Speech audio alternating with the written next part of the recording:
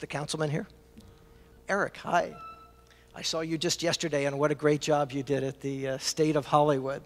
So with great pleasure, I welcome this transit corridor advocate and highly committed candidate to our transit corridor cabinet.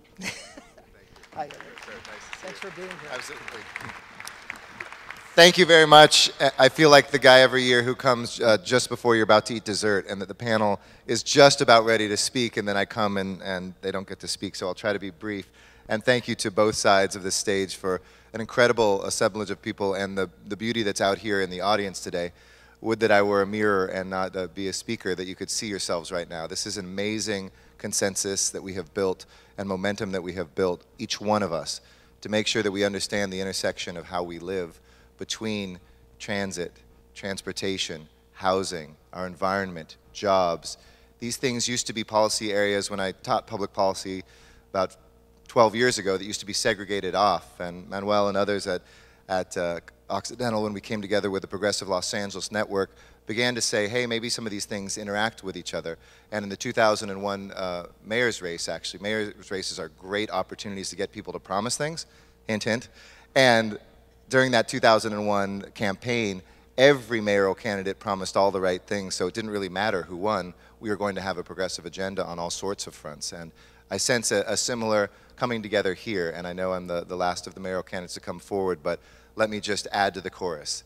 Yes, of course, I support lowering to 55% the threshold to get transit funding and to get transportation funding done. I would also favor that in affordable housing as well, to add one more thing, because those of us who work together on Proposition H, which in any other state would have been a landslide victory of 63%, was not a 67% vote, but clearly an overwhelming majority of folks said we want to be able to have money for housing, affordable housing, a dedicated stream that even in the midst of recession we would have had. And the cabinet is something that certainly I would carry on as mayor, because I think the Mayor Villaraigosa's cabinet, looking at this intersection, has been so critical to taking us from the abstract to the very concrete and making sure that we have that every single day and each week, looking at how we do this. But the nice thing also for those of us who are running for office, I know Jan Perry was here earlier, is that we don't come here saying, hey, these are good ideas, tell me how to do this, and I'd love to do it. We've actually done it. We're practitioners. In fact, we talk to people around the country now about how you can combine things like community benefit packages and transportation lines and affordable housing. You know, if you look at where I have my field office in East Hollywood, I get to go to work on the 4th floor of the old Louis B. Mayer building. Before he founded MGM, that's where his office was, and kind of feel the bones of early Hollywood there. But you all remember about 10 years ago what Hollywood and Western was like.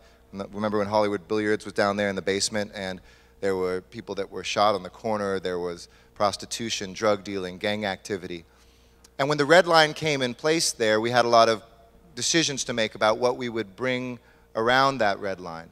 And there's been 5 different affordable housing projects just there alone. And my favorite days are when people come into my office and say, hey, I'd love to get an apartment across the street.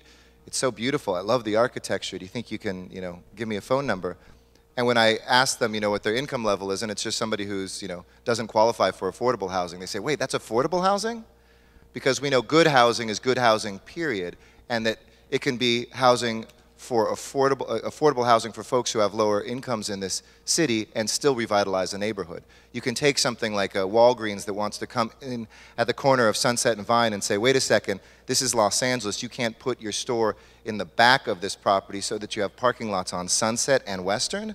We want you to put it on the street so that we can activate that. And oh, by the way, the space above is going to go to affordable housing. And a company like Walgreens goes, wait a second, we've never done that. But by the time it's done, they said, we want to do this again and again and again. You see, this stuff works.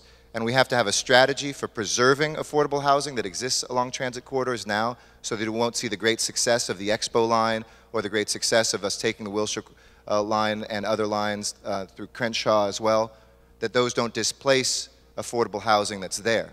Yes, we can build more housing along that's mixed income, but we have to have a strategy with metrics and numbers to say we will preserve and we will try to build new housing. When you look in Hollywood, we've built more affordable housing than market rate housing, and that's been very important, so that at a corner of Hollywood and Vine, there's a W Hotel providing living wage jobs, there's luxury condominiums, there's middle class apartments, and then 25% with no subsidy from the city were built as affordable housing units so that a housekeeper at the W Hotel might have the chance to go home to her daughter after school on the same block where she works, instead of getting on transit for 2 hours or driving from the Inland Empire back and forth, causing her and all of us more traffic, more pollution, and a disconnection from her own family and her community. So you've got a great panel here waiting. Just know that it's with 32 days left, but who's counting? I can't be in an audience of this many people without saying, I would really like your vote on March 5th. I would be proud to be your mayor. I would be proud to take the momentum that we have shown in the heart of the city, a place where the third poorest district of 15 in this city has added jobs in the midst of a recession. As we're down 10% in jobs, we've added 5% in my district. The Chamber of Commerce analyzes each district each year. And we've done it because we've done good planning. We realize that it starts with the streetscape, whether it's Glendale Boulevard in Atwater Village in a pedestrian-oriented district that gets people not to get in their car and to drive to a restaurant elsewhere, but to walk to a cafe or to walk to go shopping or to walk to get to a bite to eat. Whether it's corridors like Sunset Boulevard and Echo Park and Silver Lake, where we have independent businesses, or whether it's our larger, more dense neighborhoods like in Hollywood, where we've shown we can bring back our most famous neighborhood, but do it with a conscience. LA's days are still, best days are still ahead of us, and our transit corridors will be the skeleton that we put on the future, prosperity of this city. And these lines, even post-CRA, will be how we do it as well. So thank you. I'd appreciate your consideration in 32 days if you live in the city, and if you don't, tell somebody in the city of LA to vote for me. Thank you.